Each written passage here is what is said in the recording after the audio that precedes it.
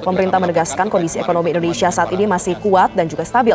Purbaya menilai fundamental ekonomi nasional jauh lebih baik dibandingkan ketika krisis 1998. Menurut Purbaya, tekanan terhadap nilai tukar dan pasar saat ini lebih banyak dipengaruhi persepsi pelaku pasar, bukan karena persoalan fundamental ekonomi Indonesia. Ia menyebut para ekonom senior juga sepakat kondisi fundamental ekonomi nasional masih dalam posisi baik. Pemerintah berupaya memperkuat komunikasi publik terkait dengan capaian dan kondisi ekonomi nasional agar persepsi pasar dan kepercayaan investor terhadap Indonesia tetap terjaga. Karena masukan mereka juga sama, sebenarnya fundamental kita amat baik. Kalau dibandingkan 1998 kan dia waktu dari 2000 melemah ke sekian kali lipat. Kalau sekarang kan 4% 5% kan sebenarnya jauh. Dan di samping itu fundamental ekonomi bagus sekali.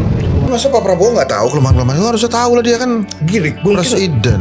Iya, itu yang jadi pertanyaan. Mungkin beliau sedikit banyak tahu, tapi menteri-menterinya ini, para orang-orangnya bilang, gampang Pak, ini nggak masalah Pak, ya menghibur sifatnya, asal Bapak senang gitu kan ya. Jadi Pak Prabowo yang tadinya mungkin agak cemas, misalnya pernah memanggil ya beberapa itu KSSK ya kan, 17.000 ya, selalu jawabannya gampang Pak, ini sementara Pak, ya ini cuma karena perang Timur Tengah Pak, fundamental ekonomi kita kuat loh, dolar ini balik lagi 16.500, dibohongin.